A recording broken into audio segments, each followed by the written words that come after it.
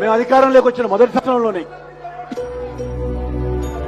చిన్నపిల్లలకు సంబంధించిన గుండె ఆపరేషన్లు చేయించమని చెప్పి ఒక పెద్ద ఊరేగింపు చేశాడు మందకృష్ణ మాదిగ. చిన్న పిల్లలకు గుండె జబ్బులు ఉన్నటువంటి వాళ్ళ తల్లిదండ్రులు పిల్లలను చేతిలో పట్టుకొని ఆఖరి శ్వాసతో ముందుకొచ్చారు.